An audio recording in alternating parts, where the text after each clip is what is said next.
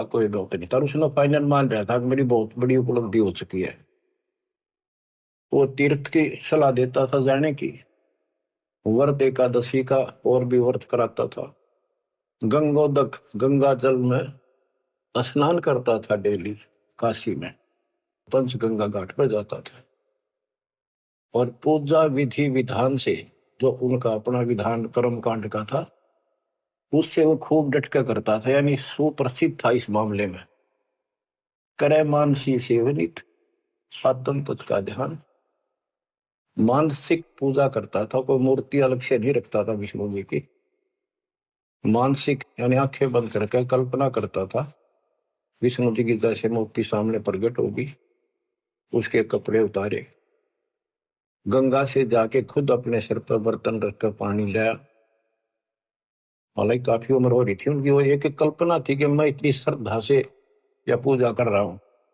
फिर उसके कपड़े उतार कर भगवान की मूर्ति के नहा के गंगा जलते, फिर डेली कपड़े पर आता और फिर माला डालता कंठी, फिर मुकुट रखता, तिलक लगाता, पूरी ये क्रियाक्रम डेली करता। ये इनकी छठ क्रम पूजा है। छठ पूजा आरंभ गति धूप दीप ज्योत लगावे, धूप दे, इस तरह क्रिया करता था। 1400 चेले बना रखे थे, 4 संप्रदाय चलती थी, 52 द्वारों को भी वही चलाता था। 5 वर्ष के जब हुए काशी माए कबीर, गरीबदास अजब कला ज्ञान ध्यान को थीर। यानी परमात्मा का ज्ञान कति थीर था, टिकाऊ था, दृढ़ था, प्रमाणित था। और सब विद्वान उसको सुनकर अचंभित थे कि गुल भया काशीपुरी। उस 5 साल के बालक के मुंह से ऐसे गजब की बातें सुनते थे, आश्चर्यचकित थे सारे कि इस दानक दुल्हे की बातें सुनकर अचंभित थे सारे। और कोई पूछता था कि तेरा गुरु कौन है, परमात्मा बताते थे मेरा गुरु स्वामी रामानंद जी हैं, पंडित हैं, बड़े विद्वान हैं।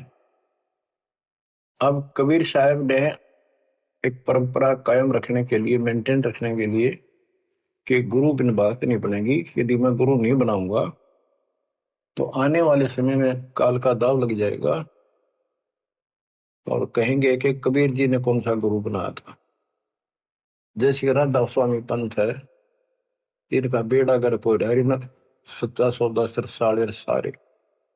उनके जो प्रथम प्रवर्तक है राधा स्वामी पंथ का, श्री शिवदयाल जी सेठ, उसका कोई गुरु नहीं था।